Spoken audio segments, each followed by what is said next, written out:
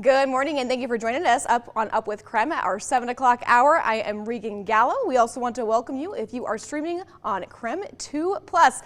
Thomas, Patrick, we are waiting to see what the weather looks like today. What is up? What's going on in the skies of Spokane and the inland Northwest? We start with breaking news tonight. Level 3 go now evacuations are in place for a fire in Boundary County. Homes on Clover Lane remain under go now evacuation orders. We like to bring you more to every story when we want to get more insight on how tariffs may impact you and your wallet. Our very own Creme 2 Connor McAvoy sat down with a Gonzaga economics professor who says while businesses will take the hit, it's the consumers he's worried about. Well, let's start with a check on the forecast. We're getting a little teaser of some sun. However, there's a little light dusting of clouds, I think, outside. Our meteorologist, Thomas Patrick, you're out there in our outdoor weather center. Tell us a little bit more about what we should expect today. We are turning to the ice now. The Spokane Chiefs are headed to the second round of the WHL playoffs. And a big reason why was the play of the team's very own captain.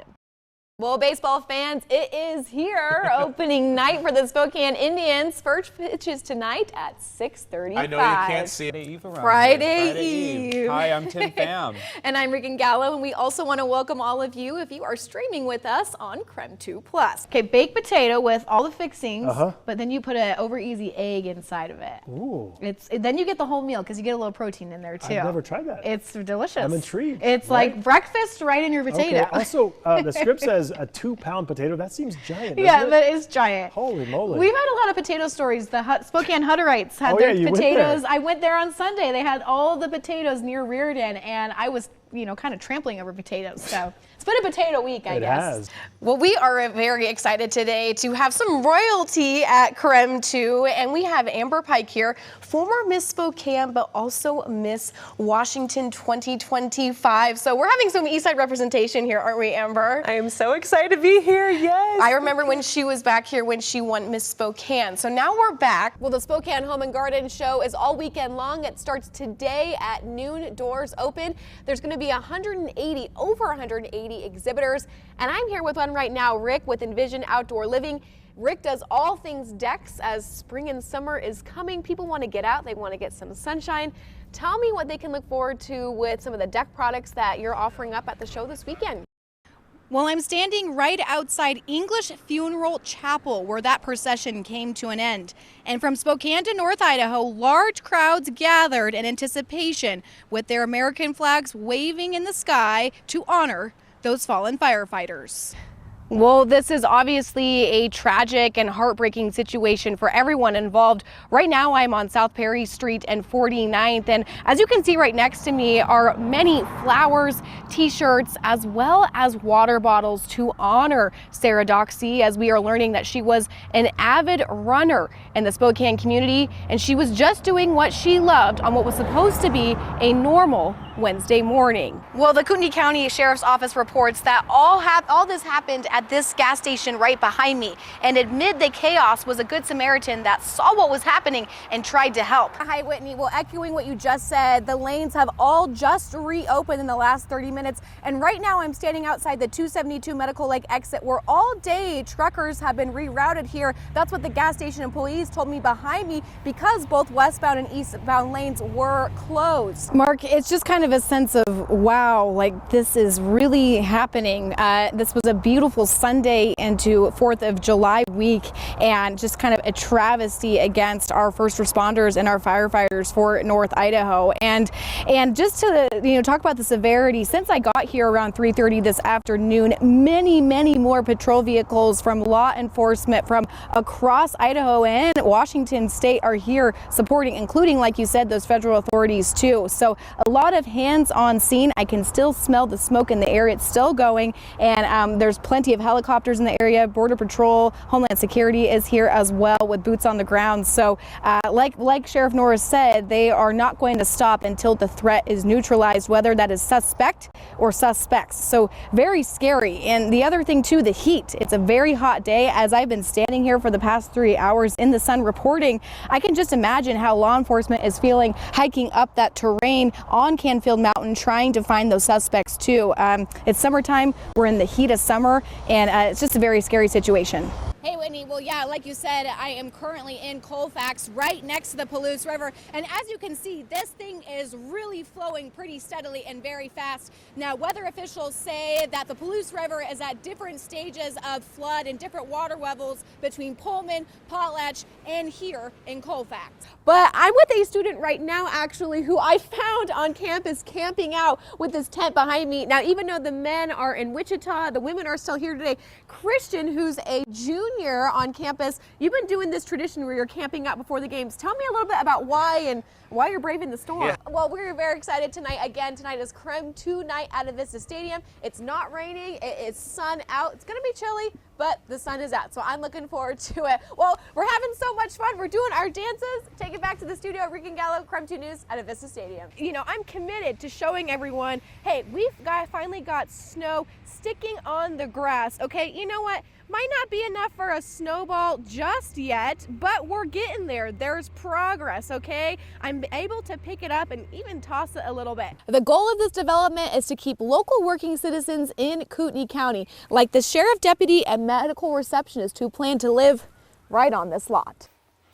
The Company Ballet School of Spokane is heading to the Youth American Grand Prix, the Olympics of Ballet. Well, as the National Weather Service predicts more rain, we have rain and snow melt. And as you can see right behind me, I am on a private property in Cheney near Jensen Road, and this has completely destroyed the road, this increase in flooding. Well, as you can see, I am surrounded by all these beautiful flowers in this giant refrigerator at Skyline Flowers in Spokane Valley. Now, staff tells me here business is still going, but customers are being a little bit more cautious on what they're buying this spring season. Whether it's a hot potato or a baked potato, it's potato mania, and the potatoes are back in the West Plains for the community to enjoy. No matter if you serve them mashed, fried, boiled, or baked, between Reardon and Spokane near US Highway 2, there's plenty of spuds to go around the dinner table. You know, you'd get to teach your daughter what a good potato is from a bad potato and where the potatoes come from. The Spokane Hutterites told Creme 2 they've dropped nearly 10 times more potatoes this year compared to last. So why the big boost? A representative says fewer commercial contracts this season left a surplus of the golden goodies. I'm going to plant hopefully a bunch of them, and hopefully they'll take off, and then I'm going to freeze a bunch of them, blanch them and freeze them. Potato salad, shepherd's pie. You can use a potato processor and process them down into hash browns and fries and freeze them for the whole year. Many potato pickers plan to take their haul back to family, friends, or coworkers. But for Ann Charlie Hubbard, the day doesn't get any better than this. It's bright and sunny and a little bit of a breeze blowing, so it's not too hot and not too cold. Who is a volunteer for Spokane's Little Free Pantry, says the Potato Mountain is her first stop of the day. She'll then drop off potatoes at some of the pantry's 65 scattered sites to feed people in need. Sometimes we get notes from people that are making use of the pantry, and it's very sweet. You know, it's like, you know, they have kids and they're working 3 jobs and they're just trying to get by. And then at the end of the month, they've run out of food, and they were able to go to our pantry and get a box of cereal and a bag of potatoes, and it makes me feel good. So whether it's planting, baking, or giving them away, Anything that's got a good size and not squishy. from food banks to family tables, the Spokane Hutterites potatoes are feeding all kinds of causes and all kinds of hungry bellies. I had to guess probably 1,000 in my trunk right now. And even though it's a big pile behind me, you better come quick because families are stocking up on their potatoes. Reporting here in the West Plains near Reardon, Regan Gallo, Creme 2 News. Well, unlike the activity at Ada County Courthouse, here in Moscow at the Vandal Healing Garden and Memorial, it was quiet. On the University of Idaho campus in Moscow, the sun shines over the flowers and the 4 names, Xana, Ethan, Kaylee, and Madison, who were murdered by Brian Koberger. One local business owner, Debbie Lee, says the town of Moscow can finally rest. Because this is such a tragedy, and nobody deserves to live with that hanging over them. And Free from the fear and tension that began just down the road. just that weird sense of entitlement people have to where they can take a tragedy and just work it to their weird benefit. It was stunning how cruel some people can be. Lee says another chapter of this story can now begin. And now that this stage is over and we all know what the situation will be for him, yeah, there's going to be another level of healing. As families and friends continue to grieve and heal, the town of Moscow can finally take a collective deep breath and move forward. And although nothing can make up for the 4 young lives lost, their names will be forever in memoriam here in Moscow and across the country. I'm reporting here in Moscow, Idaho, Regan Gallo, KREM 2 News.